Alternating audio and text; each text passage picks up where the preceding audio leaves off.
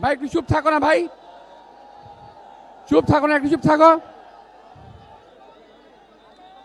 আমি আল্লাহর কাছে অনেক শুকরগুজার করছি যে এই পবিত্র অবস্থান থেকে, এই জায়গা থেকে 1991 সালে দেশনেত্রী বেগম খালেদা জিয়া আমার মনোনয়ন ঘোষণা করেছিলেন। এখান থেকে আপনারা হয়তো ছোট ছিলেন, আপনাদের মুরব্বীরা ছিল। আমি অত্যন্ত গর্ববোধ করছি এই এলাকার বায়ুত্তপুর গ্রামে আমার সভাপতিত্বে একটি সভা হয়েছিল, যেখানে প্রধান অতিথি ছিলেন রাষ্ট্রপতি শহীদ রাষ্ট্রপতি জিয়াউর রহমান সাহেব সভাপতি ছিলেন।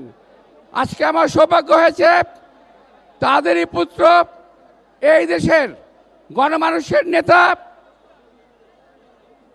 আমাদের চেয়ারম্যান তারেক রহমান সাহেবের সামনে আমি বক্তব্য রাখতে পারছি একটি পাবলিক মিটিংয়ে।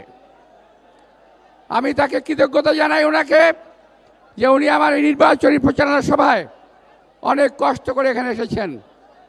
আপনারা হয়তো জানেন সারা বাংলাদেশ উনি বিভিন্ন জায়গায় ঘুরে বেরিয়েছেন এবং ওনার যথেষ্ট কষ্ট হচ্ছে আমরা জানি।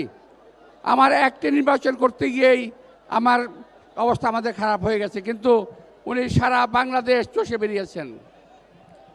আমার সৌভাগ্য হয়েছিল এরকম সময়ে আমি দেশনেত্রী বেগম খালেদা জিয়াকে সঙ্গে নিয়ে সারা বাংলাদেশ তথা ঢাকা মহানগরী ঘুরে বেরিয়েছিলাম।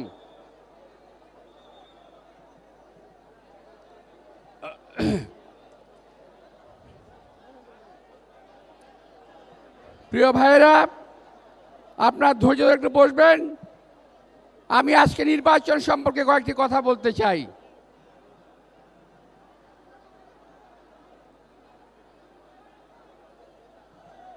আজকে সারা বাংলাদেশের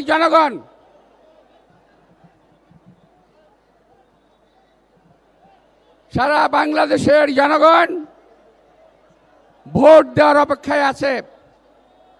আমাদের এই ভোট আমাদের অর্জন করা ভোট। 17 বছর উত্তপ্ত রাজপথে হেঁটে, মিছিল করে, অত্যাচার সয়ে, গুম খুন সহ্য করে আমরা এই ভোটের অধিকার আদায় করেছি। 12 তারিখে আমাদের ভোট প্রয়োগ করার সময় আমরা জানতে পারছি, আমরা শুনতে পারছি, আমার বক্তব্য ওদের উদ্দেশ্যে যারা ষড়যন্ত্র করছেন। আমরা বুঝতে পারছি বিভিন্ন কর্নার থেকে বিভিন্ন মহল বিশেষ বিশেষ ব্যক্তি এবং গোষ্ঠীকে নির্বাচনে পাশ করানোর জন্য চিন্তা ভাবনা করছেন। এর মধ্যে ঢাকায় কয়েকটি সিট, বাংলাদেশে আরো কয়েকটি সিট তারা জোর জবরদস্তি করে ইলেকশন ইঞ্জিনিয়ারিংয়ের মাধ্যমে নিয়ে যাওয়ার চেষ্টা করবে। প্রিয় ভাইরা, আমরা রাজপথে বহু বছর সংগ্রাম করেছি, বহু রক্ত ঝরিয়েছি, আর একটা দিন কষ্ট করে আমরা ভোট দেব এবং পোলিং সেন্টার পাহারা দেব। ওই পোলিং সেন্টারে যদি কেউ কোনো অরাজক পরিস্থিতি সৃষ্টি করতে চায়, সরকারি কর্মকর্তা হোক, বেসরকারি কর্মকর্তা হোক, কাউকে আমরা ছাড় দেব না ইনশাআল্লাহ। এই কথা আপনাদের মাথায় রাখতে হবে।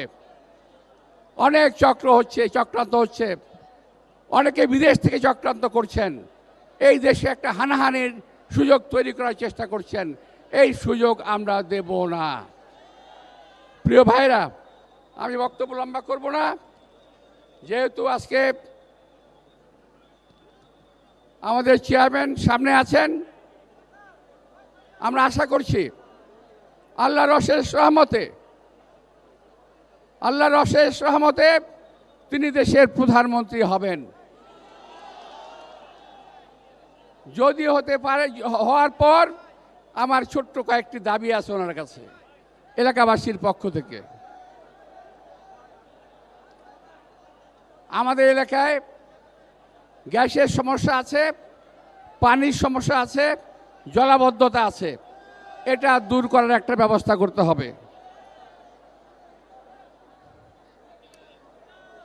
এলাকায় চেয়ারম্যান সাহেব এসে আমাকে বললেন, আপনার এখানে কোনো মাঠ নাই। সম্মানিত চেয়ারম্যান, আপনার কথা দুঃখের একটি কথা বলতে চাই। 1978 সালে শহীদ রাষ্ট্রপতি জিয়াউর রহমান সাহেব যখন আমার এলাকায় আসেন, তখন তিনি কথা দিয়েছিলেন এলাকায় মাঠ করবেন, কমিউনিটি সেন্টার করবেন। ওনার কথা উনি রক্ষা করেছিলেন। উনি কমিউনিটি সেন্টারের ব্যবস্থা করেছিলেন, উনি মাঠের ব্যবস্থা করেছিলেন।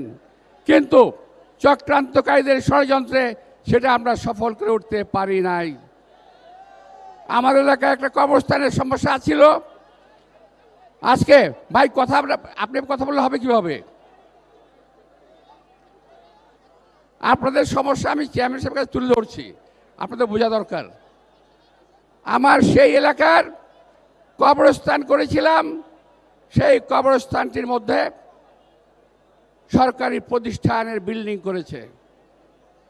বাচ্চাদের খেলার মাঠ করেছিলাম, শিশু পার্ক করেছিলাম শহীদ রাষ্ট্রপতি জিয়াউর রহমানের সাহায্যে।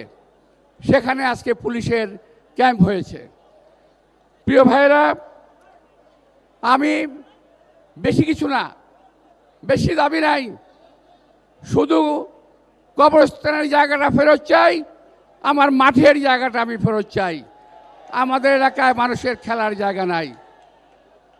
আর একটা দাবি আছে আমার। এই এলাকার, আপনি হয়তো জানেন কি না জানি না, আমার এলাকাটা স্কুলিং এরিয়া। সমস্ত ভালো ভালো স্কুল এবং কলেজ আমার এই এলাকার মধ্যে। রমনা, মতিঝিল, পল্টন, শাহবাগ সহ একটা স্কুলিং এরিয়া। এখানে বাচ্চাদের নেওয়ার জন্য আমার মা বোনরা আসেন। তাদের যে ছাউনি, সেই ছাউনিটা সুরক্ষিত নয় এবং সেখানে পর্যাপ্ত ব্যবস্থা নেই, পানি নাই, শৌচাগার নাই, অনেক কষ্ট হয়। আমি আশা করব যে আপনি আল্লাহ যদি ক্ষমতা নেন, ইনশাল্লাহ এই সমস্যাগুলোর সমাধান করবেন।